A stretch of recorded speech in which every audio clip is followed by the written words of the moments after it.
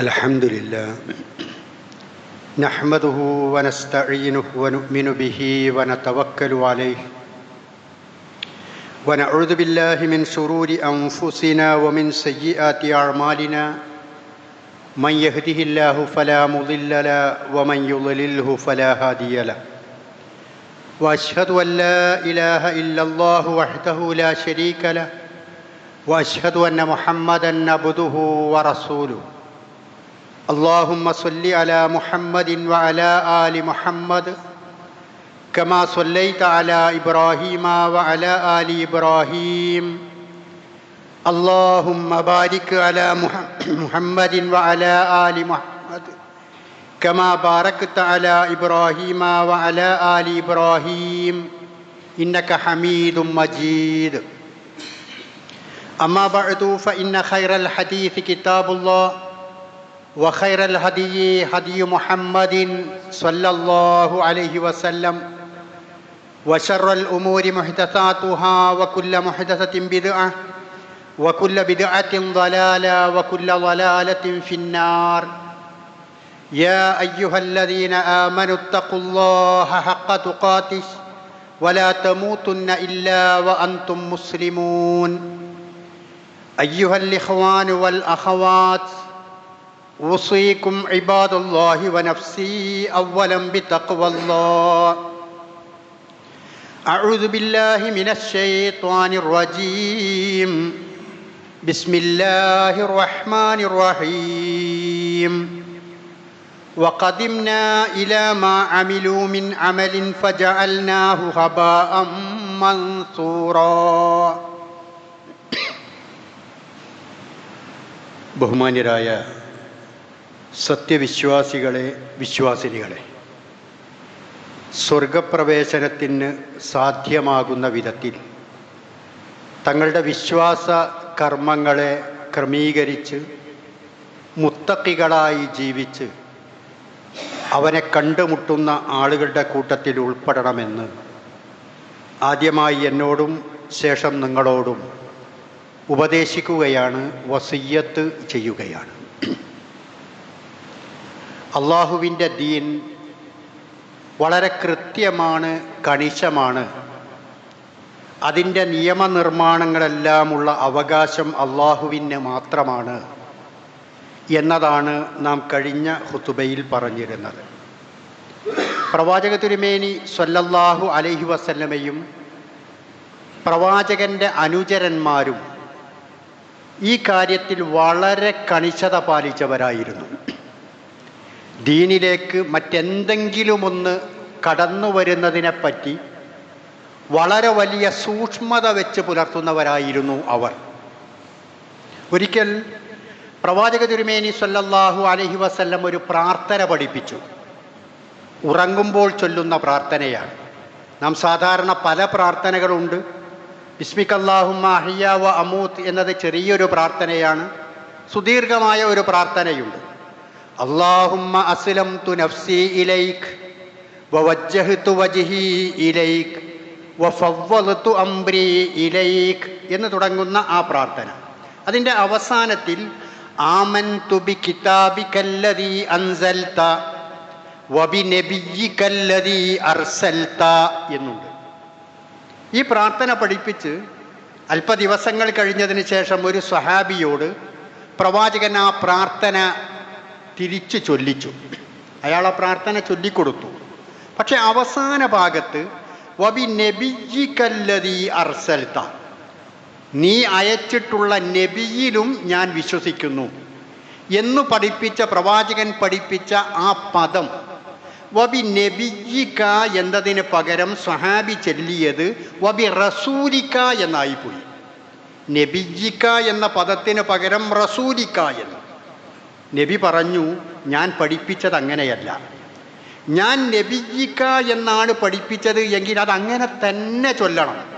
യഥാർത്ഥത്തിൽ അറബി ഭാഷാ നിയമപ്രകാരം നബി എന്ന് പറഞ്ഞ പദത്തേക്കാൾ വിശാലമായ അർത്ഥമുള്ളത് റസൂൽ എന്ന പദത്തിനാണ്. എന്നിട്ട് കൂടി പ്രവാചകൻ അതിന് അനുവദിച്ചില്ല. കാരണം റസൂൽ പഠിപ്പിച്ചതിനപ്പുറം ഒരക്ഷരം പോലും ഒരു പദം പോലും മാറ്റാൻ പാടില്ല എന്ന് പ്രവാചകൻ തന്നെ പഠിപ്പിച്ചു കൊടുക്കുകയാണ്. അതുപോലെ തന്നെ ഒരിക്കൽ പ്രവാചകൻ സല്ലല്ലാഹു അലൈഹി വസല്ലമ വിസർജനം കഴിഞ്ഞ് മടങ്ങി വരുമ്പോൾ ഉമർ റളിയല്ലാഹു അൻഹു ഉളു എടുക്കുവാനുള്ള വെള്ളവുമായി കാത്തു നിൽക്കുന്നുണ്ട്. പ്രവാചകൻ സല്ലല്ലാഹു അലൈഹി വസല്ലം അത് നിരസിച്ചു. എന്നിട്ട് ഉമറിനോട് പറഞ്ഞു, ഉമറെ, ഈ സമയത്ത് ഞാൻ അതെങ്ങാനും ചെയ്താൽ അത് ചെയ്യേണ്ടതാണ് എന്ന് ആളുകൾ പിൻകാലത്ത് മനസ്സിലാക്കും. വിസർജനം കഴിഞ്ഞു വന്നാൽ വുളു എടുക്കൽ സുന്നത്താണ്, പ്രവാചകൻ ചെയ്തതാണ് എന്ന് ആളുകൾ മനസ്സിലാക്കും. യഥാർത്ഥത്തിൽ അങ്ങനെ ഒരു കാര്യമില്ല. അതുകൊണ്ട് ആണ് ഞാനത് നിരസിച്ചത്. അഥവാ പ്രവാചകന്റെ ഓരോ കാര്യങ്ങളും കൃത്യമായി ആളുകൾ നോക്കിക്കാണുകയും പിന്നീട് അത് പ്രാവർത്തികമാക്കുകയും ചെയ്യും. അവിടെ ഒരു ബിദ്അത്ത്, അനാചാരം കടന്നു വരുവാൻ പാടില്ല എന്ന്. അതുപോലെ പ്രവാചകൻ സല്ലല്ലാഹു അലൈഹി വസല്ലമയുടെ വീട്ടിൽ വന്നുകൊണ്ട് പ്രവാചകന്റെ ജീവിതം അന്വേഷിച്ചിട്ടുള്ള ആളുകളെക്കുറിച്ച് നാം പലവട്ടം കേട്ടിട്ടുണ്ട്. പ്രവാചകൻ പോലും രാത്രി നമസ്കരിച്ചിരുന്നുവെങ്കിൽ, പ്രവാചകൻ പോലും ഇങ്ങനെ നോമ്പ് നോറ്റിയിരുന്നുവെങ്കിൽ നാം സ്വർഗം കിട്ടണമെങ്കിൽ എങ്ങനെ ചെയ്യണം എന്ന ചിന്തയിൽ നിന്ന് അവരിൽ ഒരാൾ പറഞ്ഞു, അമ്മ അനഫ ഇന്നി ഉസല്ലില്ലൈല അബദ, ഇനി ഞാൻ രാത്രി മുഴുക്കേ നമസ്കരിക്കും, ഉറങ്ങുകയില്ല. അന അഴുത്തതിലു നിസാ ഫല അതസവ്വജു അബദ, ഞാൻ വിവാഹം പോലും കഴിക്കൂല, അള്ളാഹുവിനെ ആരാധിച്ചു കൊണ്ടിരിക്കും എന്ന് മറ്റൊരാൾ പറഞ്ഞു. മൂന്നാമത്തെ ആൾ പറഞ്ഞു, അന അസൂമുദ്ദഹ്റ വല ഉഫ്തിറു, ഞാൻ കൊല്ലം മുഴുവനും നോമ്പ് നോൽക്കും, ഞാൻ മുറിക്കൂല. അവർ സതുദ്ദേശത്തോട് കൂടിയിട്ടാണ് ഇത് പറഞ്ഞത്. പക്ഷെ ഈ വിവരം റസൂലുള്ള അറിഞ്ഞു. റസൂലുള്ള അവരെ വിളിപ്പിച്ചു. റസൂലുള്ള അവരോട് പറഞ്ഞു, ഞാൻ നോമ്പ് നോൽക്കാറുണ്ട്, നോമ്പ് മുറിക്കാറുണ്ട്, അതുപോലെ തന്നെ ഞാൻ നമസ്കരിക്കാറുണ്ട്, ഉറങ്ങാറുണ്ട് എന്നൊക്കെ പറഞ്ഞിട്ട് പ്രവാചകൻ അവസാനം പറഞ്ഞു, ഫമൻ റഗിബ അൻ സുന്നത്തി ഫലൈസ മിന്നി, ഞാൻ ഈ ചെയ്ത ചര്യക്കപ്പുറം അതിനെ നിരസിക്കുന്ന ആളുകൾ എന്നിൽപ്പെട്ടവനല്ല. അഥവാ ഞാൻ എങ്ങനെയാണോ ചെയ്തത് അങ്ങനെ മാത്രമേ ചെയ്യാൻ പാടുള്ളൂ. ഞാൻ എങ്ങനെയാണോ നിർദ്ദേശിച്ചത്, പഠിപ്പിച്ചത്, മാതൃക കാണിച്ചത്, അതുപ്രകാരം മാത്രമേ ചെയ്യാൻ പാടുള്ളൂ എന്ന്. ഇങ്ങനെ ഒരുപാട് സംഭവങ്ങൾ കാണാം. അഥവാ റസൂലുള്ളാഹി സ്വല്ലല്ലാഹു അലൈഹി വസല്ലം ദീനിലേക്ക് ഒരു ബിദ്അത്ത് കടന്നു വരാതിരിക്കാൻ വേണ്ടി വളരെ ശ്രദ്ധിക്കുകയും ആ രൂപത്തിൽ തൻ്റെ വാക്കുകളും പ്രവർത്തനങ്ങളും നിർദ്ദേശങ്ങളും നൽകുകയും ചെയ്തിരുന്നു എന്ന് നമുക്ക് മനസ്സിലാക്കാവുന്നതാണ്. അതുപോലെ അബ്ദുല്ലാഹിബ്നു ഉമർ റളിയല്ലാഹു അൻഹു സ്വഹാബികളിൽപ്പെട്ട പ്രമുഖനാണ് അദ്ദേഹം. അദ്ദേഹവും ഒരു സുഹൃത്തും, ഒരു താബിയായ ഒരു സുഹൃത്തും ഇങ്ങനെ നടന്നു പോകുന്നുണ്ട്. നടന്നു പോകുമ്പോൾ അയാൾ തുമ്മിയാൽ നമുക്കറിയാം അൽഹംദുലില്ലാ എന്ന് പറയണം. എന്നാൽ അയാൾ പറഞ്ഞു അൽഹംദുലില്ലാ വസ്സലാത്തു വസ്സലാമു അലാ റസൂലില്ലാ, റസൂലിൻ്റെ മേലൊരു സലാത്തു കൂടി വർദ്ധിപ്പിച്ചു. അപ്പോൾ തന്നെ ഇബ്നു ഉമർ റളിയല്ലാഹു അൻഹു അയാളോട് പറഞ്ഞു, നീ എന്താണ് ചൊല്ലിയത്? അയാൾ പറഞ്ഞു അൽഹംദുലില്ലാ വസ്സലാത്തു വസ്സലാമു അലാ റസൂലില്ലാ. അപ്പോൾ ഇബ്നു ഉമർ റളിയല്ലാഹു അൻഹു പറഞ്ഞു, തുമ്മിയാൽ അൽഹംദുലില്ലാ എന്ന് പറയാനേ റസൂൽ പഠിപ്പിച്ചിട്ടുള്ളൂ. അതിനപ്പുറം നീ എന്തു പറഞ്ഞു എന്നതല്ല. അവിടെ സ്വലാത്താണോ, ഖുർആനാണോ, ദിക്റാണോ, മറ്റു വല്ലതുമാണോ, ഇസ്ലാം പുണ്യമായി കൽപ്പിച്ച വല്ലതുമാണോ എന്നതല്ല അവിടെ പരിഗണിക്കുന്നത്. റസൂലുള്ള അവിടെ പറയാൻ അൽഹംദുലില്ലാ എന്ന് മാത്രമേ പഠിപ്പിച്ചിട്ടുള്ളൂ. അതുകൊണ്ട് തുമ്മിയാൽ അങ്ങനെ മാത്രമേ ചെയ്യാൻ പാടുള്ളൂ. അഥവാ അദ്ദേഹം ഒരു ബിദ്അത്ത് കണ്ടപ്പോൾ അപ്പോൾ തന്നെ അത് പഠിപ്പിച്ചു കൊടുക്കുകയാണ്. അതുപോലെ കൂഫയിലെ നഖ്ല പള്ളി ഒരു പ്രമുഖമായ പള്ളിയാണ്. അവിടെ വെച്ചുകൊണ്ട് കുറേ ആളുകൾ, ഇസ്ലാം വളരെ വിശാലമായിട്ടുണ്ട്, താബിഈങ്ങളിൽപ്പെട്ട കുറേ ആളുകൾ പള്ളിയിൽ അവർ ഇരിക്കുന്നുണ്ട്. ആ കാഴ്ച അബൂ മൂസൽ അശ്അരി റളിയല്ലാഹു അൻഹു കാണുകയാണ്. അദ്ദേഹവും പ്രമുഖനായ സ്വഹാബിയാണ്. അദ്ദേഹം കണ്ട കാഴ്ച ഇബ്നു അബ്ബാസ് റളിയല്ലാഹു അൻഹുവിൻ്റെ അടുക്കൽ ചെന്നുകൊണ്ട് വിശദീകരിച്ചു കൊടുക്കുന്നു.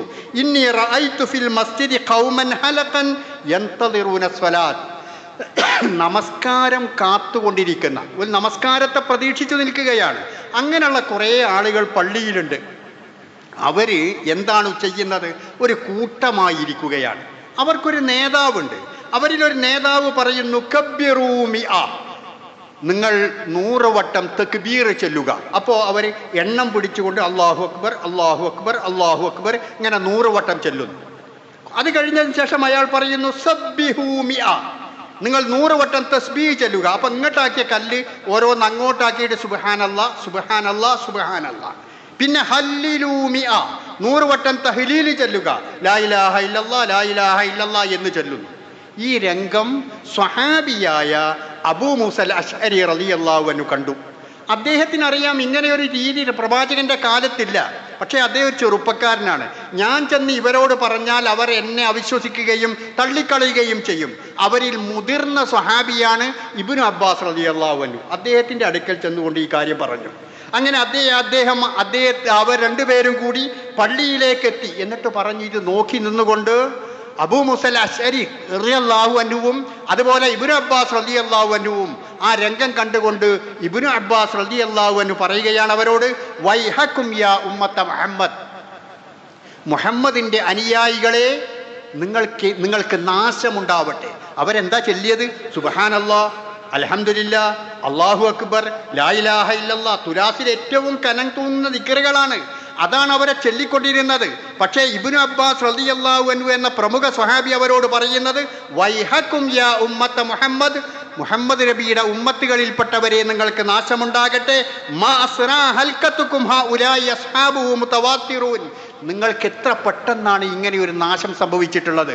ഇതാ പ്രവാചകന്റെ ഒരുപാട് അനുചരന്മാർ സ്വഹാബികൾ ഇവിടെയുണ്ട്.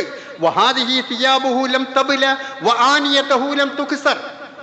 പ്രവാചകന്റെ വസ്ത്രം ഇതാ, അത് നുരുമ്പിപ്പോയിട്ടില്ല. പ്രവാചകൻ ഉപയോഗിച്ച പാത്രങ്ങൾ ഇതാ, അത് പൊട്ടിപ്പോയിട്ടില്ല. അതിനിടക്ക് നിങ്ങൾ ദീനിൽ ബിദ്അത്തുണ്ടാക്കുകയാണോ? നോക്കൂ നിങ്ങൾ, ആ സ്വഹാബികൾ എത്രമാത്രം ശ്രദ്ധിച്ചു. പ്രവാചകൻ പഠിപ്പിച്ച ഒരു രൂപത്തിൽ നിന്ന് മാറ്റമുണ്ടായപ്പോൾ വരെ വളരെ ഗൗരവതരത്തിൽ ആ സ്വഹാബികളായ ആളുകളും അതാത് ആളുകളെ, ആ നിർവഹിച്ചിട്ടുള്ള ആളുകളെ ഉണർത്തുകയും എന്നിട്ട് നേരായ വഴിയിലേക്ക് സുന്നത്തിലേക്ക് അവരെ ക്ഷണിക്കുകയും അത് പറഞ്ഞു കൊടുക്കുകയും ചെയ്തിരുന്നു. അതുപോലെ ഉമർ റളിയല്ലാഹു അൻഹു അവരും സംഘവും കൂടി ഹജ്ജിന് പോകുന്ന ഒരു സമയം, അവർ ഹജ്ജിന് പോവുകയാണ്. കുറേ അങ്ങോട്ട് യാത്ര ചെയ്തപ്പോൾ കുറേ ആൾക്കാരുണ്ട്. ഒരു പള്ളിക്ക് കയറി അവർക്ക് നിസ്കരിക്കാൻ വേണ്ടി പോകാൻ ധൃതി കാണിക്കുന്നു. അപ്പോൾ ഉമർ റളിയല്ലാഹു അൻഹു ചോദിച്ചു, ഇതെന്ത് കഥ? ആളുകൾ പലരും അങ്ങോട്ട് ഓടിച്ചെന്ന് അവിടുന്ന് നിസ്കരിക്കാൻ പറയുന്നു. അപ്പോൾ ആരോ ഒരാൾ പറഞ്ഞു കൊടുത്തു, ഇത് പണ്ട് അവർ യാത്ര ചെയ്യുന്ന സമയത്ത് പ്രവാചകൻ സല്ലല്ലാഹു അലൈഹി വസല്ലമ ആ പള്ളിയിൽ കയറി നിസ്കരിച്ചിട്ടുണ്ട്. അതുകൊണ്ട് അത് കണക്കിലെടുത്തുകൊണ്ടാണ് അങ്ങോട്ട് ഓടുന്നത്, അത് കേട്ടിട്ടാണ് അങ്ങോട്ട് ഓടുന്നത്. അപ്പോൾ ഉമർ റളിയല്ലാഹു അൻഹു പറഞ്ഞു, അയ്യുഹന്നാസ് ഇന്നമാ ഹലക മൻ കാന ഖബലകും ബിത്തിബാഇ മിസ്ല ഹാദാ. ഇങ്ങനെയുള്ള കാര്യങ്ങളെ പിന്തുടരുന്നതിൻ്റെ പേരിലാണ് നിങ്ങളുടെ മുൻഗാമികളായ ആളുകൾ നശിച്ചു പോയിട്ടുള്ളത്. എന്താണ് പിന്തുടരേണ്ടത്? എന്നിട്ട് ഉമർ റളിയല്ലാഹു അൻഹു പറഞ്ഞു, ഫമൻ അറളതു ലഹു ഫീഹാ സ്വലാത്തുൻ ഫൽയുസല്ലി. നിങ്ങളെ കൂട്ടത്തിൽ നിസ്കരിക്കേണ്ടവർ, നമസ്കരിക്കാത്ത ആളുകൾ ആരുണ്ടോ പോയി നിസ്കരിച്ചോളി. വമൻ ലം തുഅരിർ ലഹു സ്വലാത്ത് ഫൽയംളി. നമസ്കരിച്ചിട്ടുള്ള ആളുകളാണെങ്കിൽ എൻ്റെ കൂടെ തന്നെ യാത്ര തുടരട്ടെ. പ്രവാചകന് നമസ്കാരം നിർബന്ധമായും നിർവഹിക്കേണ്ട സമയമായപ്പോൾ അവിടെ കയറി നിസ്കരിച്ചിട്ടുണ്ടാകും. അതുകൊണ്ട് അവിടെ കയറി നമസ്കരിക്കുക എന്നതൊരു പുണ്യമല്ല. ആ നമസ്കാരം നിർബന്ധമായ ആ നമസ്കാരം നിർവഹിച്ചു എന്ന് മാത്രമേയുള്ളൂ. അതിനപ്പുറം അതിനൊരു പുണ്യമോ പോരിശയോ ഇല്ല എന്നത് അദ്ദേഹം അവിടെ വെച്ചുകൊണ്ട് പഠിപ്പിക്കുകയാണ്. അതുപോലെ ഹുദൈബിയ സന്ധി പ്രസിദ്ധമായ ഒരു സന്ധിയാണ്. പ്രവാചകൻ സല്ലല്ലാഹു അലൈഹി വസല്ലമയും സ്വഹാബികളും തമ്മിൽ കൈയോട് കൈ ചേർത്ത് വെച്ചുകൊണ്ട് ചെയ്തിട്ടുള്ള ഒരു സന്ധി. വിശുദ്ധ ഖുർആൻ അതൊരു മരത്തിന്റെ ചുവട്ടിൽ വെച്ചുകൊണ്ടായിരുന്നു. അതുകൊണ്ട് ആ മരത്തെ ഖുർആൻ എടുത്തു പറഞ്ഞിട്ടുണ്ട്. ലഖദ് റളിയല്ലാഹു അനിൽ മുഅ്മിനീന ഇദ് യുബായിഊനക തഹ്ത അശ്ശജറ. സൂറത്തു അൽ ഫതഹിലെ 18-ാമത്തെ ആയത്തിൽ ആ മരത്തിന്റെ ചുവട്ടിൽ വെച്ചുകൊണ്ട് അള്ളാഹുവുമായി ബൈഅത്തെടുത്തിട്ടുള്ള ആളുകളെ അള്ളാഹു തൃപ്തിപ്പെട്ടിട്ടുണ്ട് എന്ന് ആ മരത്തെയും ആ പ്രതിജ്ഞയെയും അള്ളാഹു എടുത്തു പറഞ്ഞിട്ടുണ്ട്. അവിടെ വെച്ചുകൊണ്ട് ചെയ്ത ആ പ്രതിജ്ഞ പിൻകാലത്ത് ഉമർ റളിയല്ലാഹു അൻഹുവിൻ്റെ ഭരണം വന്ന സമയത്ത് അവിടേക്ക് പിന്നീട് വിശ്വാസികളായി കടന്നു വന്നവർ, ഇത് പോരിശയാക്കപ്പെട്ട മരമാണ്, ഇത് പ്രസിദ്ധമായ മരമാണ് എന്ന് വിചാരിച്ചുകൊണ്ട് ആളുകൾ അവിടെ തടിച്ചുകൂടുകയും അവിടെ സമ്മേളിക്കുകയും ആ സ്ഥലത്തിന് എന്തോ ഒരു പ്രത്യേകതയുണ്ട് എന്നവർ കാണുകയും ആ മരത്തിനും മണ്ണിനും പ്രത്യേകതയുണ്ട് എന്ന് മനസ്സിലാക്കുന്ന ഒരു അവസ്ഥയിലേക്ക് എത്തുകയും ചെയ്തപ്പോൾ ഭരണാധികാരിയായ ഉമർ റളിയല്ലാഹു അൻഹു എന്തു ചെയ്തു? അവർക്ക് സൗകര്യം ചെയ്തു കൊടുത്തതല്ല, ആ മരം വേരോടെ പിഴുതെടുത്ത് കത്തിച്ച് വെണ്ണീരാക്കി നദിയിലൊഴുക്കി കളഞ്ഞു. കാരണം എന്താ? പിൻകാലത്ത് വളരെ വലിയ അനാചാരങ്ങൾക്ക് അത് കാരണമായി തീരും എന്നതുകൊണ്ട് ആ മരം മുറിച്ചു കളഞ്ഞു. അഥവാ നൂതനമായ പ്രത്യേകമായ എന്തെല്ലാം കാര്യങ്ങൾ കടന്നു വരുന്നുണ്ടോ അതിനെയെല്ലാം നഖശികാന്തം അവർ എതിർത്തിരുന്നു എന്ന് നമുക്ക് മനസ്സിലാക്കാവുന്നതാണ്. അതുകൊണ്ട് തന്നെ ബിദ്അത്ത്, അനാചാരം എന്ന് പറയുന്നത് ദീനിൽ ഒരു കള്ള നാണയമാണ്. ഒറിജിനലിനെ വെല്ലുന്ന ഡ്യൂപ്ലിക്കേറ്റുള്ള കാലമാണിത്.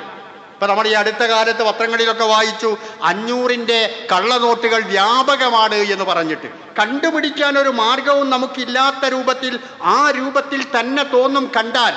പക്ഷേ അത് ഡ്യൂപ്ലിക്കേറ്റാണ്, അത് ഒറിജിനൽ അല്ല. അതുകൊണ്ട് അതുപോലെയുള്ള കള്ള നാണയമാണ് ദീനിൽ ബിദ്അത്തുകൾ എന്ന് പറയുന്നത്.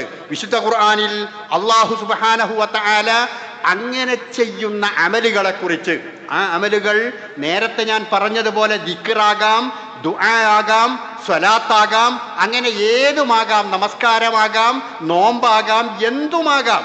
ആ ചെയ്യുന്ന കാര്യത്തെക്കുറിച്ച് വിശുദ്ധ ഖുർആൻ 25-ാം അധ്യായം സൂറത്ത് അൽ ഫുർഖാനിലെ 23-ാമത്തെ ആയത്തിൽ പറയുന്നു, വഖദിംനാ ഇലാ മാ അമിലൂ മിൻ അമലിൻ. അവരുടെ ആ പ്രവർത്തനങ്ങളെ നമ്മളോട് അടുപ്പിക്കുകയും മുന്നോട്ട് കൊണ്ടുവരികയും ഫജഅൽനാഹു ഹബാഅം മൻസൂറാ, ചിതറിയ ധൂളികളാക്കിക്കൊണ്ട് പരലോകത്ത് അത് പാറ്റിച്ചു കളയുകയും ചെയ്യും. എന്ന് പറഞ്ഞാൽ ഒരു പ്രയോജനവുമില്ലാത്തതാണത്, ഒരു കാര്യവും ലഭിക്കാത്തതാണത്. അത് അതിൻ്റെ രൂപവും കോലവും എന്തു തന്നെയായിരുന്നാലും എന്നത് നാം തിരിച്ചറിയേണ്ടുന്ന കാര്യമാണ്. അതുപോലെ ഇബ്നു കസീർ റഹിമഹുല്ലാ അദ്ദേഹം പറഞ്ഞു, ദീനിൽ ഒരു കാര്യം പുണ്യകരമായി തീരേണ്ടത് എങ്ങനെ എന്ന് അദ്ദേഹം വിശദീകരിക്കുന്നത്, വബാബു ഖുർബാത്തിൻ യഖ്തസീറു ഫീഹി അലൻ നുസൂസി വലാ യതസറഫു ഫീഹി ബി അൻവാഇൽ അഖീസ വൽ ആറാ. പ്രമാണങ്ങളുടെ അടിസ്ഥാനത്തിൽ മാത്രമേ ദീനിൽ ഒരു പുണ്യകർമ്മം ഉണ്ടാക്കുവാൻ പാടുള്ളൂ. ആളുകളുടെ അഭിപ്രായങ്ങൾക്കും യുക്തിബോധങ്ങൾക്കും അനുസരിച്ചുകൊണ്ട് ദീനിൽ ഒരു കാര്യവും പുണ്യമായി കാണാൻ പാടില്ല. ഇബ്നു കസീർ റഹ്മഹുല്ലാ എത്രമാത്രം ഉചിതമായ പ്രാധാന്യമുള്ള ഒരു അഭിപ്രായമാണ് പറയുന്നത് എന്ന് നോക്കൂ. പ്രമാണമുള്ള കാര്യങ്ങൾ മാത്രമേ ദീനിൽ പുണ്യമായി കാണാൻ പാടുള്ളൂ. പാരമ്പര്യമുള്ള കാര്യങ്ങൾ മാത്രമേ, പാരമ്പര്യം എന്ന് പറയുന്നത് എൻ്റെ ഉപ്പ ചെയ്തിട്ടുണ്ട്, വലിയുപ്പ ചെയ്തിട്ടുണ്ട്, എൻ്റെ മഹല്ലിൽ പണ്ടുണ്ടായിരുന്നു എന്നതല്ല പാരമ്പര്യം. പാരമ്പര്യം എന്ന് പറയുന്നത് അള്ളാഹുവിൻ്റെ ഖുർആനിലുണ്ട്, പ്രവാചകൻ അത് ചെയ്തിട്ടുണ്ട്, സ്വഹാബത്തിൻ്റെ ജീവിതത്തിൽ അത് കാണുന്നുണ്ട്. ഈ പാരമ്പര്യമുള്ള കാര്യങ്ങൾ മാത്രമേ പിന്നീട് മതപരമായി പുണ്യകർമ്മങ്ങളായി കാണാൻ പാടുള്ളൂ. അല്ലാത്തത് നാം പറഞ്ഞ രൂപത്തിൽ കോലത്തിൽ അത് നല്ലതാണെന്ന് തോന്നുന്നുവെങ്കിലും അത് കള്ള നാണയങ്ങളായി മനസ്സിലാക്കണം. അത് ചെയ്താൽ നമ്മുടെ സമയം പോയി, നമ്മുടെ അധ്വാനം പോയി, നമ്മുടെ പണം പോയി എന്നതല്ലാതെ അള്ളാഹുവിൻ്റെ അടുക്കൽ ഒരു ഗുണവും ലഭിക്കുകയില്ല. ധൂളികളാക്കി അവിടെ വെച്ചുകൊണ്ട് അത് പാറ്റിച്ചു കളയും എന്നാണ് വിശുദ്ധ ഖുർആൻ പഠിപ്പിക്കുന്നത്. ഒരിക്കൽ സഅദ് ഇബ്നു മുസയ്യിബ് റളിയല്ലാഹു അൻഹുവിൻ്റെ കാഴ്ചയിൽ ഒരാൾ സുബ്ഹ് നമസ്കരിക്കുന്നതിന് മുമ്പ്, സൂര്യൻ ഉദിച്ചിട്ടുണ്ട്, അയാൾ ഉറങ്ങിപ്പോയി. സൂര്യൻ ഉദിച്ചതിന് ശേഷവും സുബ്ഹ് നമസ്കരിക്കുന്നതിന് മുമ്പ്, സുബ്ഹിന്റെ മുമ്പ് 2 റക്അത്ത് സുന്നത്തുണ്ടല്ലോ, പ്രബലമായ സുന്നത്താണ്, വളരെ പ്രാധാന്യം, നബി ഒരിക്കലും ഒഴിവാക്കാത്ത സുന്നത്താണത്. ആ സുന്നത്ത് ഇയാൾ റുക്കൂഉം സുജൂദും ഒക്കെ വർദ്ധിപ്പിച്ച് ഇങ്ങനെ ചെയ്യുന്നുണ്ട്. അപ്പോ സഈദ് ഇബ്നു മുസയ്യിബ് റളിയല്ലാഹു അൻഹു അദ്ദേഹത്തെ തടഞ്ഞു. അപ്പൊ ഇയാൾ ചോദിച്ചു, അല്ല, നിസ്കരിച്ചതിൻ്റെ പേരിൽ എനിക്ക് വല്ല കുറ്റവും കിട്ടുമോ? ഞാൻ നിസ്കരിക്കല്ലേ ചെയ്തത്, ഞാൻ 2 റക്അത്ത് നമസ്കരിച്ചു, റുക്കൂഉം സുജൂദും ഒക്കെ ദീർഘിപ്പിച്ചു, അതിൻ്റെ പേരിൽ എനിക്ക് വല്ല കുറ്റം കിട്ടൂ എന്നാണോ നിങ്ങൾ പറയുന്നത് എന്ന് ചോദിച്ചപ്പോ സഈദ് ഇബ്നു മുസയ്യിബ് റളിയല്ലാഹു അൻഹു പറഞ്ഞു, അതിന് കുറ്റം കിട്ടുമെന്നല്ല പറഞ്ഞത്, ലാകിൻ യുഅദ്ദിബുക അലാ ഖിലാഫ്, പ്രവാചകചര്യക്ക് നീ എതിരായതിനാൽ നിനക്ക് കുറ്റം കിട്ടും. പ്രവാചകചര്യ എങ്ങനെയാണ്? അയാൾ നേരത്തെ എഴുന്നേറ്റ് സുബഹി നിസ്കരിക്കേണ്ട, എന്തോ കാരണത്താൽ അയാൾ വൈകിപ്പോയി എഴുന്നേറ്റാൽ ആദ്യം നിസ്കരിക്കേണ്ടത് സുബഹിയാണ്. ആ സമയവും കഴിഞ്ഞിട്ടുണ്ട്, അവിടെ അതിന് മുമ്പ് 2 റക്അത്ത് സുന്നത്തുണ്ടല്ലോ എന്ന് വിചാരിച്ച് അതല്ല നമസ്കരിക്കേണ്ടത്. അപ്പോൾ പ്രവാചകചര്യക്ക് എതിരായതിനാൽ അതിനെ അള്ളാഹുവിൻ്റെ അടുക്കൽ ശിക്ഷ ലഭിക്കും എന്ന് പറയുകയുണ്ടായി. അതുപോലെ തന്നെ ഈ സംഭവത്തെ വിശദീകരിച്ചുകൊണ്ട് പ്രമുഖ ഹദീസ് പണ്ഡിതനായ നാസിറുദ്ദീൻ അൽബാനി പറഞ്ഞു, വഹദാ മിൻ ബദാഇൽ അജ്വിബ, ഇത് ഏറ്റവും നല്ല ഒരു ഉത്തരമാണ്. ആ ഉത്തരത്തിൽ പറയുന്നത് വഹുവ സിലാഹുൻ ഖവിയ്യുൻ അലൽ മുബ്തദിയ അല്ലദീന യസ്തഹിസൂന കസീറൻ മിനൽ ബിദഅ. ഒരുപാട് ആളുകൾ ഈ ന്യായത്തിൻ്റെ പേരിലാണ് പല ബിദ്അത്തുകളും പുണ്യമാണ് എന്ന് പറയുന്നത്. ഏത് ന്യായം? പുണ്യമല്ലേ, നിസ്കാരല്ലേ, നോമ്പല്ലേ, ദിക്റല്ലേ, സ്വതക്കയല്ലേ? നമ്മുടെ നാട്ടിലും കാണുന്ന ബിദ്അത്തുകളുടെ സ്വഭാവം ഇതാണ്. അതെല്ലാം നടക്കുന്നില്ലേ? പുണ്യങ്ങൾ ഒരുപാടില്ലേ? അതുകൊണ്ടല്ലേ ഞങ്ങളത് ചെയ്യുന്നത്? അതുകൊണ്ടല്ലേ ഞങ്ങളതിൻ്റെ ഭാഗവാക്കുകളാകുന്നത് എന്നതാണ് ബിദ്അത്തുകൾ ചെയ്യുന്ന ആളുകളുടെ ന്യായം. അതുകൊണ്ട് അദ്ദേഹം പറയുന്നു, അന്നഹാ ദിക്റും വസലാത്തുൻ, അത് ദിക്റല്ലേ സ്വലാത്തല്ലേ എന്നൊക്കെ പറഞ്ഞുകൊണ്ടാണ് അവർ അതിനെ ന്യായീകരിച്ചു കൊണ്ടിരിക്കുന്നത്. എന്നിട്ടോ അങ്ങനെ ന്യായീകരിക്കുന്നു എന്ന് മാത്രമല്ല, സുമ്മയും കിറൂനാലാഹുരിസുന്ന, യഥാർത്ഥ സുന്നത്തിൻ്റെ ആളുകളെ അവർ നിഷേധിക്കുകയും ചെയ്യുന്നു, ആക്ഷേപിക്കുകയും ചെയ്യുന്നു. കണ്ടില്ലേ അവർ സ്വലാത്തെല്ലാം സ്വലാത്ത് ചെല്ലരുത് എന്ന് പറഞ്ഞു, കണ്ടില്ലേ അവർ നോമ്പ് നോൽക്കണ്ട എന്ന് പറഞ്ഞു, കണ്ടില്ലേ അവർ ദിക്ർ ചെല്ലൻ. അങ്ങനെ തന്നെയാണല്ലോ നമ്മുടെ നാട്ടിൽ നടക്കുന്നത്. യഥാർത്ഥ സുന്നത്തെ സമൂഹമേ നിങ്ങൾ നടപ്പിലാക്കാവൂ. അതാണ് പ്രവാചകൻ പഠിപ്പിച്ചത്. അതിനപ്പുറമുള്ളത് ഗൗരവത്തോടു കൂടി കാണേണ്ടതാണ് എന്ന് പറയുമ്പോൾ അങ്ങനെ പറയുന്ന ആളുകൾക്ക് നേരെയുള്ള ആക്ഷേപം എന്താ? സ്വലാത്ത് ചെല്ലണ്ട എന്ന് പറഞ്ഞു, ദിക്ർ ചൊല്ലേണ്ടതില്ല എന്ന് പറഞ്ഞു, ഖബർ സിയാറത്ത് പാടില്ല എന്ന് പറഞ്ഞു, നേർച്ച പാടില്ല എന്ന് പറഞ്ഞു എന്നൊക്കെയാണല്ലോ ആക്ഷേപിക്കാറുള്ളത്. എന്നാൽ യഥാർത്ഥത്തിൽ സുന്നത്ത് എന്ന് പറയുന്നത് പ്രവാചകന്റെ ചര്യ, അത് മാത്രമാണ് എന്നതാണ് നാം മനസ്സിലാക്കേണ്ടത്. അതുപോലെ സുഫിയാനി സൗരി റഹിമഹുല്ലാ തൻ്റെ തൽബീസ് ഇബ്ലീസ് എന്ന് പറയുന്ന ഗ്രന്ഥത്തിൽ പറയുന്നു, ഇബ്ലീസിന് ഏറ്റവും ഇഷ്ടമെന്താ? ഹറാമ് ചെയ്യിക്കാനല്ല. ഒരാളെ കൊണ്ട് കള്ള് കുടിപ്പിക്കുക, വ്യഭിചരിപ്പിക്കുക, പലിശ വാങ്ങിക്കുക, ഇതൊക്കെ നേർക്ക് നേരെ ഹറാമാണ്. ഈ ഹറാമ് ചെയ്യിക്കാനല്ല പിശാചിന് ഏറ്റവും ഇഷ്ടം, മറിച്ച് ബിദ്അത്ത് ചെയ്യിക്കാനാണ്. കാരണം എന്താ? അദ്ദേഹം പറയുന്നു, ഇന്നൽ ബിദ്അ അഹബ്ബു ഇലാ ഇബ്ലീസ് മിനൽ മഅസിയ, പാപങ്ങൾ ചെയ്യിക്കുന്നതിനേക്കാൾ ഇബ്ലീസിന് ഇഷ്ടം ഈ ബിദ്അത്ത് ചെയ്യിക്കാനാണ്. കാരണം ലി അന്നൽ ബിദ്അത ലാ യുതാബു മിൻഹാ, ബിദ്അത്ത് എന്ന് ഒരാളും തൗബ ചെയ്യൂല. കാരണം ചെയ്യുമ്പോൾ നല്ലതാണെന്ന് വിചാരിച്ചല്ലേ, നല്ലതാണെന്ന് വിചാരിച്ചാണ് അവർ ചെയ്യുന്നത്. അതുകൊണ്ട് തൗബ ചെയ്യുന്ന വിഷയമല്ല. എന്നാൽ വൽ മഅസിയത്തു യുതാബു മിൻഹാ, പാപങ്ങൾ ഒരു മനുഷ്യന്റെ ജീവിതത്തിൽ വന്നാൽ എന്നെങ്കിലും ഒരു ഉണർവുണ്ടാകും, എന്നെങ്കിലും ഒരു ബോധം ഉണ്ടാവും. പടച്ചോനെ, ഞാൻ എത്ര കാലമായി കള്ളുടിക്കാൻ തുടങ്ങിയിട്ട്, അള്ളാഹ് ഹറാമാക്കിയതാണല്ലോ എന്നൊക്കെ ഒരു ബോധം ഏതെങ്കിലും ഒരു കാലത്തുണ്ടാകാം. അങ്ങനെ അയാൾ പശ്ചാത്തപിച്ചു മടങ്ങി എന്ന് വരാം. എന്നാൽ ബിദ്അത്ത് ചെയ്യുന്നവന്റെ മനസ്സിൽ ഈ ചിന്ത ഉണ്ടാകൂല. കാരണം എന്താ? അത് നല്ലതാണെന്ന് വിചാരിച്ചാണ് അവർ ചെയ്യുന്നത്. ഒരുപാട് പുണ്യമുണ്ടെന്ന് കരുതിയാണ് അവർ ചെയ്യുന്നത്. അതുകൊണ്ട് നമ്മുടെ ന്യായ ചിന്തകളോ യുക്തിബോധമോ അല്ല ദീനിൽ നടപ്പിലാക്കേണ്ടത്. അതിന് ഒരു മേലൊപ്പ് വേണം. ആ മേലൊപ്പ് പ്രവാചകന്റേതാണ്. നമ്മൾ ചെയ്യുന്ന ഏതു കർമ്മമാണോ ഇന്നത് ബിദ്അത്താണ് എന്ന് ഞാനിനി പറയേണ്ട ആവശ്യമില്ല. ആണോ അല്ലേ എന്ന് പരിശോധിക്കാൻ ഓരോ സാധാരണക്കാരനും കഴിയും. ഞാൻ ചെയ്യുന്ന കർമ്മത്തിന് പ്രവാചകന്റെ മേലുപ്പുണ്ടോ എന്ന് തങ്ങൾ അംഗീകരിക്കുന്ന പണ്ഡിതന്മാരോട് ചോദിച്ചാൽ മതി. അവരവർ അംഗീകരിക്കുന്ന പണ്ഡിതന്മാരോട് ഇത് പ്രവാചകൻ ചെയ്തിട്ടുണ്ടോ എന്നത് അവരവർ അംഗീകരിക്കുന്ന പണ്ഡിതന്മാരോട് ചോദിച്ചാൽ തന്നെ ഈ കാര്യത്തിന്റെ സത്യാവസ്ഥ മനസ്സിലാകും. അതങ്ങനെയല്ലേ, ദിക്റല്ലേ, സ്വലാത്തല്ലേ എന്ന് പറഞ്ഞുകൊണ്ട് ചെയ്യേണ്ടുന്ന ആവശ്യമില്ല. ഇനി നിങ്ങൾ നോക്കൂ, വുളുവിനും ബാങ്കിനും ശേഷം പ്രാർത്ഥനയുണ്ട്. വുളു ചെയ്തതിന് ശേഷം അശ്ഹദു അല്ലാ ഇലാഹ ഇല്ലല്ലാഹ് എന്ന പ്രാർത്ഥനയുണ്ട്. ബാങ്ക് വിളിച്ചതിന് ശേഷം അല്ലാഹുമ്മ റബ്ബ ഹാദിഹി ദഅവ എന്ന പ്രാർത്ഥന ഉണ്ട്. ഒരാൾ പറയാണ്, കൂട്ടമായി പ്രാർത്ഥിക്കുന്നതിന് പുണ്യമുണ്ടല്ലോ, 40 ആള് കൂടിയാൽ ആ കൂട്ടത്തിൽ ഒരു ഔലിയുണ്ട് എന്നൊക്കെയാണല്ലോ പറയണത്. അതുകൊണ്ട് നമുക്ക് എന്ത് ചെയ്യാം? വരുന്നോല് ഇങ്ങനെ കൂടിയിട്ട് ഒന്നെടുക്കുന്ന ആളുകൾ എല്ലാവരും കൂടിയിട്ട് അവസാനം എല്ലാവരും കൂടി ഒന്നിച്ചങ്ങോട്ട് പ്രാർത്ഥിക്കാം എന്ന് പറഞ്ഞാൽ അയാളോട് നമുക്ക് എന്ത് ന്യായ പറയാനുള്ളത്? എന്ത് ന്യായ പറയാനുള്ളത്? ഈ പ്രാർത്ഥന തെറ്റാന്ന് പറഞ്ഞിട്ട് കാര്യമുണ്ടോ? ഇല്ല. ഇതിന് പ്രവാചകന്റെ മേലൊപ്പില്ല. കാരണം എന്താ? പ്രവാചകൻ അത് ഓരോരുത്തർ പ്രാർത്ഥിക്കാനാ പഠിപ്പിച്ചത്. അങ്ങനെ തന്നെ വേണം. കൂടി പ്രാർത്ഥിച്ചാൽ, കൂട്ടമായി പ്രാർത്ഥിച്ചാൽ പുണ്യമല്ലേ എന്ന ന്യായ ചിന്ത അവിടെ നമുക്ക് നടക്കാൻ പാടില്ല. അതുപോലെ തന്നെ നമസ്കാരത്തിന് ശേഷമുള്ള റവാത്തിബ് സുന്നത്തുകൾ, അപ്പുറമുള്ള സുന്നത്തുകൾ പ്രാധാന്യമുള്ള സുന്നത്തുകളാണ്. എന്നാൽ ജമാഅത്തിന് 27 കൂടിയില്ലേ? ഒരാളിങ്ങനെ ചിന്തിച്ചു നോക്കി, ജമാഅത്തിന് 27 കൂടിയുണ്ടല്ലോ, ഞങ്ങൾക്കൊന്നും പോകാനുമില്ല. അപ്പോൾ ളുഹർ നിസ്കരിച്ചതിന് ശേഷമുള്ള 2 റക്അത്ത് ബാക്കിയുള്ള അവിടെയുള്ള ആളുകൾക്ക് എല്ലാവർക്കും ജമാഅത്തായി നമസ്കരിക്കാം എന്നൊരാൾ പറഞ്ഞാൽ അയാളോട് ആയത്തും ഹദീസും വെച്ചുകൊണ്ട് മനസ്സിലാക്കി കൊടുക്കാൻ കഴിയാത്? മറിച്ച് പ്രവാചകൻ അത് പഠിപ്പിച്ചിട്ടില്ല, അത് ഓരോരുത്തർ ചെയ്യേണ്ടതാണ്. അപ്പൊ എങ്ങനെയാണോ റസൂലുള്ളാഹി അത് ചെയ്തിട്ടുള്ളത് അങ്ങനെ തന്നെയാണ് നമ്മളും അത് ചെയ്യേണ്ടത് എന്ന് നമ്മൾ മനസ്സിലാക്കുക. ഇതിൻ്റെ വിശാലമായ വിശദീകരണം നിങ്ങൾ ഉൾക്കൊള്ളണം എന്ന് ആവശ്യപ്പെടുകയാണ്. അല്ലെങ്കിൽ അള്ളാന്റെ അടുക്കൽ നഷ്ടകാരികളായിരിക്കും. വിശുദ്ധ ഖുർആൻ സൂറത്തു അൽ കഹ്ഫിലെ 103, 104 ആയത്തുകളിൽ ഖുൽ ഹൽ നുനബ്ബിഉകും ബിൽ അഖ്സരീന അഅ്മാല അല്ലദീന ളല്ല സഅയ്യുഹും ഫിൽ ഹയാത്തിദ് ദുനിയ വഹും യഹ്സബൂന അന്നഹും യുഹ്സിനൂന സുൻആ എന്നൊരു വചനം പറയുന്നുണ്ട്. പ്രവർത്തനങ്ങൾ പരാജയപ്പെട്ടു പോകുന്ന ആളുകൾ, ചെയ്യാത്തവർ എന്നല്ല പറഞ്ഞത്, പരാജയപ്പെട്ടു പോകുന്നവർ, അവർ പരലോകത്ത് വെച്ചുകൊണ്ട് നോക്കുമ്പോൾ അവർ കഷ്ടപ്പെട്ടവരാണ്, അധ്വാനിച്ചവരാണ്. പക്ഷെ എന്താ പറ്റിയത്?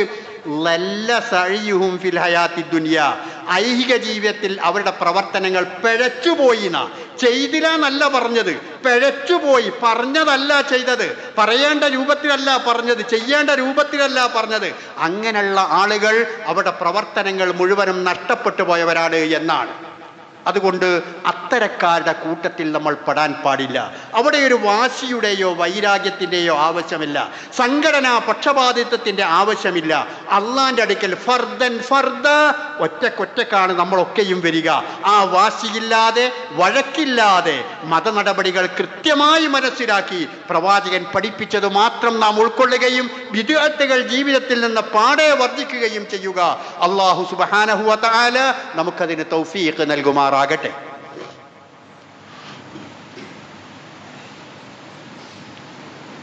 അൽഹംദുലില്ലാഹ് വസല്ലല്ലാഹു അലാ മുഹമ്മദ് സ്വലാത്തൻ തദൂം ബിഹി ഇലാ യൗമിൽ ഹിസാബ്. അയ്യുഹൽ ഇഖ്വാൻ വൽ അഖവാത്ത് ഉസീകും ഇബാദല്ലാഹി വ നഫ്സി താനിയം ബിതഖ്വല്ലാഹ്. സഹോദരന്മാരെ, സഹോദരികളെ, അള്ളാഹുവിൻ്റെ വിധിവിലക്കുകൾ അനുസരിച്ചുകൊണ്ട് ജീവിക്കണമെന്ന് ഒരിക്കൽ കൂടി എന്നോടെന്ന പോലെ നിങ്ങളെയും ഉപദേശിക്കുകയാണ്, ഉണർത്തുകയാണ്. ഞാൻ കഴിഞ്ഞ ഖുതുബയ്ക്ക് ശേഷം നമസ്കാരത്തിൽ സൂചിപ്പിച്ചിരുന്ന സഫുകൾ നേരെയാക്കുക എന്ന വിഷയം ആർക്കും തർക്കമില്ലാത്തതാണ്. ആ സഫ് കെട്ടുന്നതിൻ്റെ പ്രാധാന്യം, മഹത്വം, നേരെ നിൽക്കൽ, മടമ്പ് നേരെയാക്കൽ, ചേർന്ന് നിൽക്കൽ, ഈ വിഷയത്തിലൊന്നും ആർക്കും തർക്കമില്ലാതെ പ്രാധാന്യമുള്ളതുമാണ്. പ്രവാചകൻ ഇസ്തവൂ, തറാസു, വഴുത്തതിലൂ എന്നൊക്കെ അതിന് മുമ്പേ പറയാറുണ്ടായിരുന്നു. അതുപോലെ നമ്മുടെ ഇമാമുമാരും പറയാറുണ്ട്, അവരത് ശ്രദ്ധിക്കാറുമുണ്ട്. അങ്ങനെയൊക്കെ നമ്മൾ ചെയ്യാറുണ്ട്, പ്രാധാന്യം നമുക്കറിയാം. പക്ഷേ ഈ ചോദ്യങ്ങൾ ഉന്നയിക്കുകയും ഈ സംശയം ഉണ്ടാവുകയും ചെയ്യുന്ന ആളുകൾക്കുണ്ടാകുന്ന ചിന്ത എന്ന് പറയുന്നത് ചുമലുകൾ നേരെ വെക്കുകയും അതുപോലെ തന്നെ നെരിയാണിയും മുട്ടുമൊക്കെ നേരെയാക്കുകയും ചേർന്ന് പാദങ്ങൾ ചേർത്തി വെക്കുകയും ചെയ്യേണ്ടതുണ്ടോ എന്നതാണ് ഒരു സംശയമായിട്ട് പലരും ഉന്നയിക്കാറുള്ളത്. ഈ വിഷയത്തിൽ സമാഹത്തു ഷെയ്ഖ് അബ്ദുല്ലാഹി ബിൻ അബ്ദുറഹ്മാൻ അൽ ജിബ്രീൻ എന്ന മഹാപണ്ഡിതൻ അദ്ദേഹം പറഞ്ഞത്, ഹാഫിദ് ബിനുൽ അജർ അസ്കലാനി തൻ്റെ ഫതുഹുൽ ബാരിയിലും അതുപോലെ തന്നെ മറ്റു പണ്ഡിതന്മാർ അവരുടെ ഗ്രന്ഥങ്ങളിലുമൊക്കെ പറഞ്ഞിട്ടുണ്ട്, അൽ മുറാദു ബിദാലിക അൽ മുബാലഗതു ഫീ തസ്ഫിയത്തി സുഫൂഫ്. ആ പറഞ്ഞതിൻ്റെ താല്പര്യം, അഥവാ നിങ്ങൾ അണിയൊപ്പിച്ച് നിൽക്കണം, ചേർന്നു നിൽക്കണം. തറാസു എന്ന് പറയാൻ ചേർന്ന് നിൽക്കുക എന്ന, ആ ചേർന്ന് നിൽക്കുക എന്ന് പറഞ്ഞ പദത്തിൻ്റെ പേരിലാണ് ആളുകൾ മുട്ടി പ്രയാസപ്പെടുന്ന രൂപത്തിൽ നിൽക്കുന്നത്. എന്നാൽ ആ പറഞ്ഞ തറാസു എന്നതിൻ്റെ ഉദ്ദേശം അൽ മുബാലഗത്തു ഫീ തസ്വിയത്തി സുഫൂഫ്, സഫുകൾ ശരിയാക്കുക എന്ന പ്രാധാന്യത്തിൻ്റെ മുബാലകയാണ്, വളരെ പ്രാധാന്യം സൂചിപ്പിക്കുകയാണ് അവർ ചെയ്യുന്നത്. ലാ ഹഖീഖത അൽ ഇൽതിസാഖ്, ഒട്ടി നിൽക്കണം എന്നല്ല ആ പറഞ്ഞത്. ഇബ്നു ഹജറുൽ അസ്കലാനി തൻ്റെ ഫതുഹുൽ ബാരിയിൽ, ബുഖാരിയുടെ വ്യാഖ്യാതാവാണ് അദ്ദേഹം പറയുന്നത് ഇൽതിസാഖ്, ഒട്ടി നിൽക്കണം എന്നല്ല ആ പറഞ്ഞതിൻ്റെ താല്പര്യം. എന്നിട്ട് പറയുന്നു, വയുംകിനു അന്ന അഹദഹും യമുസ്സു മൻകിബഹു മൻകിബൽ ആഖിർ, ഒരാൾക്ക് മറ്റൊരാളുടെ ചുമലുമായി ചേർന്ന് നിൽക്കാൻ ഒരു പക്ഷേ സാധിച്ചു എന്ന് വന്നേക്കാം. സഫ് കെട്ടുന്ന സമയത്ത് ചുമലും തമ്മിൽ ചേർന്ന് നിൽക്കാം. അമ്മൽ ഖദമു വറുക്ബത്തു, എന്നാൽ പാദവും മുട്ടും ചേർത്തി നിൽക്കുക എന്നുള്ളത് അത് പ്രായോഗികമല്ല. ഫലാ യൽസമു അൽ ഇൽതിമാസ് അത് ഒട്ടി നിൽക്കുക എന്നതിന് സാധിക്കുകയില്ല. ഇതിന്റെ ഉദ്ദേശം എന്ന് പറയുന്നത് തറാസി സുഫൂഫ് വസദ്ദുൽ ഖലൽ ഫീഹാ ഹത്താ ലാ തദ്ഖുലു ബൈനഹും അശയാത്തീൻ, പരമാവധി അടുത്തു നിൽക്കുക എന്നുള്ളതാണ്. ചേർന്ന് നിൽക്കുക എന്ന് പറഞ്ഞത് കൊണ്ട് ഉദ്ദേശിക്കുന്നത് സഫുകൾക്ക് വടവുകൾ വരാത്ത വിധത്തിൽ പരമാവധി അടുത്തു നിൽക്കുക എന്നുള്ളതാണ്. മറ്റുള്ളവർക്ക് പ്രയാസമുണ്ടാകുന്ന വിധത്തിൽ ഞെരങ്ങി നിൽക്കണം, തിക്കി നിൽക്കണം എന്നതല്ല. ശാരിഖ് ഉസൈമീൻ റഹിമഹുല്ലാഹ്, അദ്ദേഹം പ്രമുഖ പണ്ഡിതനായിരുന്നു എന്ന് നമുക്കറിയാം. അദ്ദേഹം പറയുന്നത് വലാകിന്നൽ മുറാദു ബിത്തറാസ്, തറാസ് എന്ന് പറഞ്ഞതിൻ്റെ ചേർന്നു നിൽക്കുക, ചുമലുകൾ ചേർത്ത് വെക്കുക, പാദങ്ങൾ ചേർത്ത് നിൽക്കുക എന്നൊക്കെ പറഞ്ഞതിൻ്റെ ഉദ്ദേശം അല്ലാ യദഉ ഫുറജൻ ലിശയാത്തീൻ, പിശാചുക്കൾക്ക് ഇടം വിട്ടു നിൽക്കുന്ന ഒരവസ്ഥയുണ്ടാക്കരുത്, പരമാവധി അടുത്തു നിൽക്കണമെന്നാണ്. വലൈസൽ മുറാദു ബിത്തറാസ് അത്തഹ്തസാഹും, തറാസ് എന്നതുകൊണ്ട് ഉദ്ദേശിക്കുന്നത് തിരക്കി നിൽക്കണം എന്നല്ല, ചേർന്നു നിൽക്കണം എന്നാണ്. ഇതാണ് അതിൻ്റെ ചുരുക്കം. തിരക്കി നിൽക്കണം എന്നല്ല, ചേർന്ന് നിൽക്കണം എന്നാണ്. അഥവാ നമസ്കരിക്കുന്നവർക്കിടയിൽ പ്രായമായവരോ പല വിധത്തിലുള്ള വേദനകളോ പ്രയാസങ്ങളോ ഉള്ള ആളുകളോ ഒക്കെ ഉണ്ടാകാം. അവർക്കൊക്കെ അനുസരിച്ചുകൊണ്ട് ആ രൂപത്തിൽ വരികൾ വളയാതെ എന്നാൽ പരമാവധി അടുത്ത് നിന്നുകൊണ്ട് വടവുകൾ എത്രമാത്രം കുറക്കാൻ പറ്റുമോ അത്രമാത്രം കുറച്ചുകൊണ്ട് നിൽക്കണം എന്നാണ് ആ പറഞ്ഞതിൻ്റെ അർത്ഥം എന്ന് നമുക്ക് ഈ പണ്ഡിതന്മാരുടെ വിശദീകരണങ്ങളിൽ നിന്ന് മനസ്സിലാക്കാൻ സാധിക്കുന്നതാണ്. ഏതായിരുന്നാലും കൃത്യമായി കാര്യങ്ങൾ മനസ്സിലാക്കുവാനും പ്രാവർത്തികമാക്കുവാനും നാം ശ്രമിക്കുക. അല്ലാഹു സുബ്ഹാനഹു വ തആല സത്യം മനസ്സിലാക്കി അത് ഉൾക്കൊള്ളുവാൻ നമുക്കെല്ലാവർക്കും തൗഫീഖ് നൽകുമാറാകട്ടെ. ചെയ്യുന്നത് കുറച്ചായിരുന്നാലും ഇസ്ലാമിൻ്റെ കൃത്യമായ പ്രമാണമുള്ളത് ചെയ്യാനുള്ള ആ തൗഹീദി ചിന്തയും തൗഫീഖും അല്ലാഹു സുബ്ഹാനഹു വ തആല നമുക്കെല്ലാവർക്കും നൽകുമാറാകട്ടെ. ചെയ്തു പോയ തെറ്റുകുറ്റങ്ങൾ അവൻ നമുക്ക് പുറത്ത് മാപ്പാക്കി തരുമാറാകട്ടെ. നമ്മുടെ മാതാപിതാക്കളും ചെയ്തു പോയ തെറ്റുകുറ്റങ്ങൾ അള്ളാഹു അവർക്കും പുറത്തു മാപ്പാക്കി കൊടുക്കുമാറാകട്ടെ. അള്ളാഹുവെ, ഈമാനോടുകൂടി ജീവിക്കുവാനും അങ്ങനെ തന്നെ മരണപ്പെട്ടു പോകുവാനുമുള്ള ഭാഗ്യം ഞങ്ങൾക്കെല്ലാവർക്കും നീ നൽകണമേ റഹ്മാനെ. അള്ളാഹുവെ, ഇന്ന് ഒരു സഹോദരൻ ഓപ്പറേഷന് വിധേയമാകുന്നുണ്ട്. അള്ളാഹു സുബ്ഹാനഹു വ തആല ആ ഓപ്പറേഷൻ വളരെ നല്ല രൂപത്തിൽ പൂർത്തീകരിച്ചു കൊടുക്കുമാറാകട്ടെ, വിജയപ്രദമാക്കി കൊടുക്കുമാറാകട്ടെ. അല്ലാഹുമ്മ ഗ്ഫിർ ലിൽ മുഅ്മിനീന വൽ മുഅ്മിനാത്ത് അൽ മുസ്ലിമീന വൽ മുസ്ലിമാത്ത് അൽ അഹ്യാഇ മിൻഹും വൽ അംവാത്ത് ഇന്നക മുജീബുദ് ദഅവാതി യാ ഖാദിയൽ ഹാജാത്ത്. ربنا آتنا في الدنيا حسنة وفي الآخرة حسنة وقنا عذاب النار.